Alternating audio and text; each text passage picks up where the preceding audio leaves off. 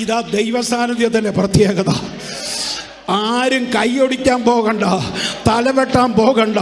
ദാഗോന്റെ ശക്തിക്ക് എന്ത് ബലമുണ്ടെന്ന് ലോകം എഴുതി വെച്ചോ.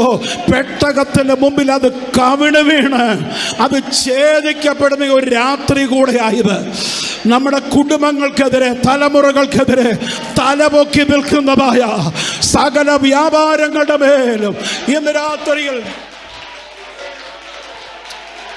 അത് വിശ്വസിക്കുന്നവരൊക്കെ ആത്മാവിൽ അതൊന്ന് സ്വീകരിച്ച് അത് സെലിബ്രേറ്റ് ചെയ്തോണം.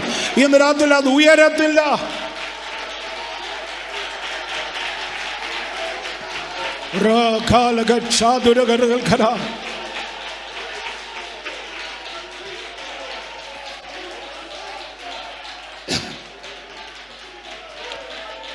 കട്ടപ്പനയിൽ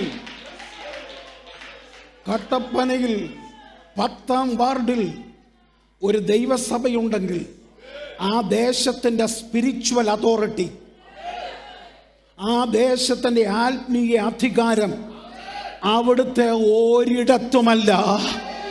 മുമ്പേ ജമൽസം പറഞ്ഞ പോലെ നമ്മുടെ പള്ളി അത്ര വലുതാകണമെന്നില്ല, അതിനകത്ത് 10 പേരെ ഉള്ളെന്ന് വിചാരിക്കാം. ഇന്ന് രാത്രി നീ ഇൻഫീരിയർ ആകരുത്.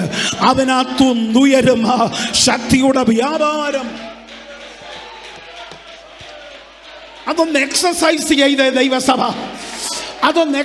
ചെയ്ത് ദൈവസഭ, അപ്പോൾ അറിയാം ബലവാനെ പിടിച്ചു കെട്ടുന്ന സ്പിരിച്വൽ അതോറിറ്റി ദൈവസഭയുടെ മേൽ കൈമാറുന്നത്.